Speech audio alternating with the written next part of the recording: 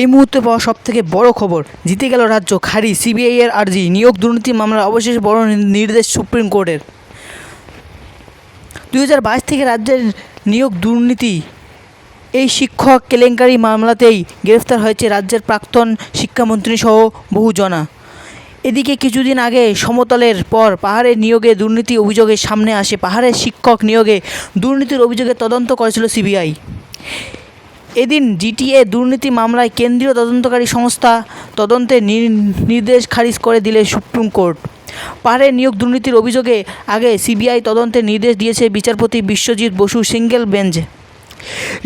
রিপোর্টও তলব করা হয়েছে সিবিআইয়ের কাছে। বিচারপতি একক বেঞ্চের রায়কে চ্যালেঞ্জ করে হাইকোর্ট ডিভিশন বেঞ্চের শাস্তি দেওয়া হয় রাজ্য সরকার, কিন্তু সিঙ্গল বেঞ্চের রায়ই বেহাল রাখে হাইকোর্ট ডিভিশন বেঞ্চ।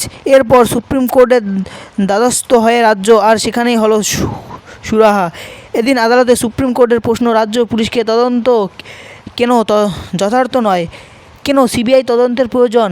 হাইকোর্টের বলতে হবে, দীর্ঘ আদালতের পর্যবেক্ষণ শুধুমাত্র খুব বিরল ক্ষেত্রেই এই ধরনের নিয়োগ নির্দেশ দেওয়া যেতে পারে। সেটাই উচ্চ আদালতকে পুলিশের তদন্ত অনার্যক্ত বা নিরপেক্ষ নয় মনে করা হয়। কারণ নথিভুক্ত করার পর এরপরই রাজ্যের দাবি মেনে সিবিআই তদন্তের আর্জি খারিজ করে দেওয়া হয়।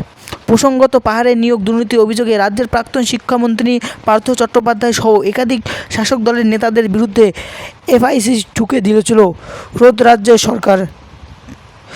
স্কুল শিক্ষা দফতরের করা অভিযোগ ভিত্তিতে উত্তর বিধাননগর থানায় অভিযোগ দায়ের করা হয়। পার্থ চট্টোপাধ্যায় সহ শিক্ষা দফতরের দায়ের করা অভিযোগ নামে রয়েছে বিনয় তমাংশ, তৃণমূল ছাত্র পরিষদ নেতা তুষারস্কুর ভট্টাচার্য ও জ্যোতিপ্রিয় মল্লিক, ঘনিষ্ঠ হাবড়ার তৃণমূল ছাত্র পরিষদ নেতা বুবাই বোস, স্কুল পরিদর্শনের প্রগোবিন্দ সরকার সহ রাজন হালদারের স্বামী প্রযুক্তি চক্রবর্তীর জিটিএর স্কুলে নিয়োগ দুর্নীতির অভিযোগ ওঠে এদের বিরুদ্ধে।